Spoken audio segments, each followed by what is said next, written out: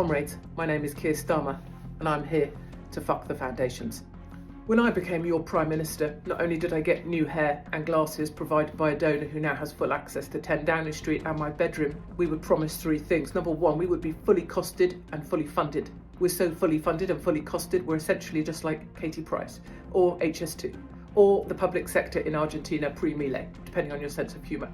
In order to make the £22 billion hole in the budget even worse, we have spunked a whole bunch of cash at train drivers and junior doctors. This guarantees two things. Number one, they will vote Labour. Number two, nurses and teachers will be on strike again by the end. Keir Starmer is under pressure, which is growing every day and may force him to resign to a series of political failures, while the opposition party is going through difficult times after a scandal. Previously, he was considered a reliable leader capable of guiding the Labour Party to a brighter future. But for many, a new revelation could be a fatal blow to his career. The voices of discontent within the Labour Party are getting louder. Some senior party figures and former members of the shadow cabinet already beginning to doubt whether Starmer will be able to lead the party in the next general election. Isn't this the beginning of the end of his political career? Keir Starmer's path to leadership of the Labour Party was based on promises of fairness, transparency and working-class values, which have always been at the heart of the party. But how could he deviate so far from these principles? Moreover, many argue that a huge gap has formed between his rhetoric and actual actions in the political arena, which casts doubt on his leadership and the future of the party. End of the week. We also promised to tread more lightly on people. We're doing this by arresting 11 and 12-year-old white boys in their own homes, even though the mothers are off partying in Ibiza, typical. And if you're a wife of a Tory councillor, please know that we will send you to Birmingham in order to be given your sentencing, because local communities need to see us sacrificing white people in order that we can secure their votes next election. We'll also be crucifying anybody critical of this regime. If I get my hands on that slag Katie Hopkins, she's well and truly fucked. Elderly people, I will crush you. I will take your bus passes, I will take your heat, and I will take the joy from your life, and you will die early, because the way we can ease the burden on the NHS is by crushing people who don't typically vote for us. And the worst is yet to come. This is Starmageddon. The worst is yet to come. Starmer, who was once lauded for his outstanding legal education and experience as Attorney General, seemed like the perfect candidate to unite the party and lead it to a brighter future. However, he was unable to establish real connections with ordinary people and the working class, which clearly demonstrates his failure in leadership, manifested in the blindness of leadership.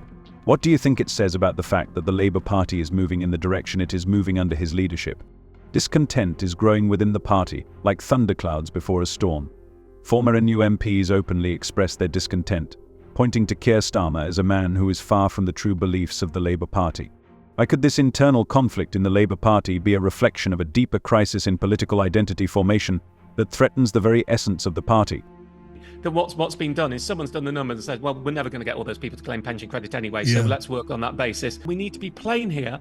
We have pensioner households on less than £11,400 a year income, which is a tiny amount, who the government says should be getting winter fuel payment. Even the government with its narrow means testing said those people, they really need it, who are going to miss out. And I cannot see any way of targeting those people and getting even a fraction of them to claim this before it hits, which means we have a real risk that 800,000 of the lowest income pensioners, the bottom income pensioners, the ones the government says should get help, are going to miss out on a £500 net help on their energy bills this winter, and that is going to bring them down to the choice between heating and eating. Starmer faced serious contradictions in the party's policy, and they did not make a proper impression on its members and the public. His position on tuition fees became a real disappointment for students and teachers. He promised to cancel the fees, but in the end he could not fulfill this promise. Housing issues are another painful topic. The Labour Party has come under fire for the results of its affordable housing policy. Is this a manifestation of the inept policy of losers or a deliberate game of political risk? The situation worsened when Starmer's dark past surfaced, which exposed him in an extremely negative light.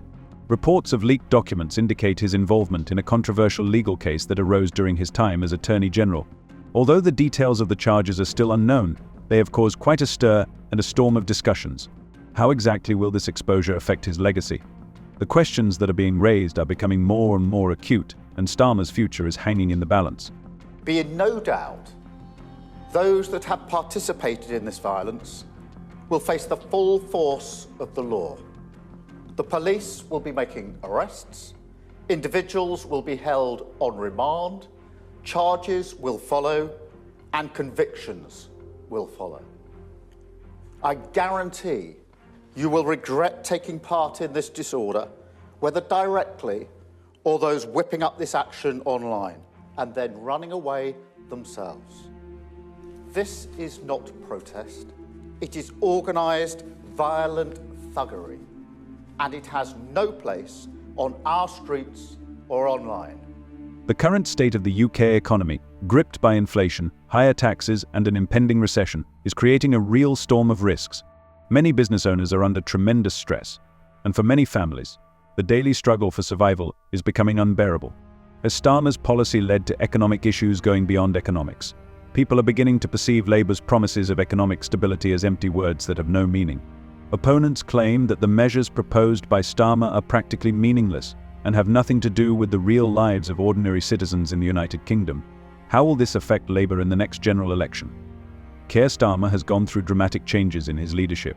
Starmer was mainly helped by his past as Attorney General, which made him look serious, and voters saw him as a man with stability in times of crisis. However, as his leadership remained unchanged, attention to his behaviour intensified, revealing his departure from party and organisational values. The Prime Minister needs to misrepresent me to make his point. I don't need to misrepresent him to make my point. Yes.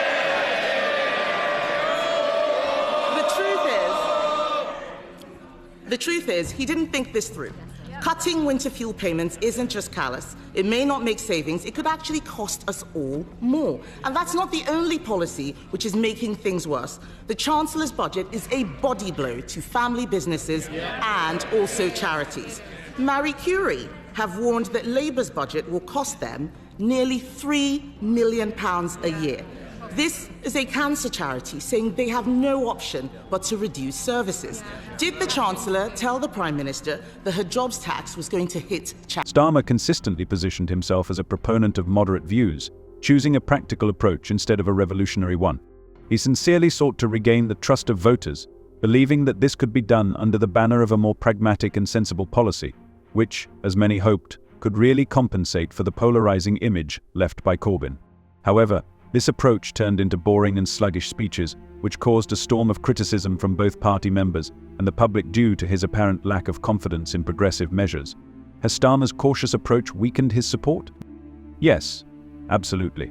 The first impression he made during his election campaign was pride in his authority and professionalism, including the ability to be responsible for his decisions. But these advantages quickly lost their power amid political changes and perceived weakness in the face of critical events such as Brexit, the housing crisis, and social justice issues. Starmer's inability to present himself and his party as a powerful force capable of providing clear leadership in times of crisis has generated deep cynicism among voters and party members. To what extent is this change in views the result of his personal beliefs, rather than a political strategy aimed at avoiding disagreements? This question remains open and requires serious consideration. Speaker, for years, the Prime Minister and his cabinet played politics with the WASPy women. The Deputy Prime Minister said Conservatives were stealing their pensions. She promised to compensate them in full. Another broken promise. Now they admit we were right all along. But let's ask about another group of pensioners whose trust... Let's ask about another group of pensioners whose trust was broken. Since the Chancellor cut winter fuel payments, how many extra people have applied for pension credit? Another constant and harsh criticism of Starmer is his detachment from the Labour Party and its fundamental principles.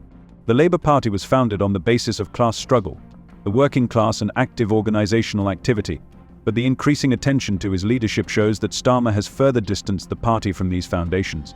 Some local campaigners openly accuse him of holding centrist views, especially on important issues such as Brexit and housing policy.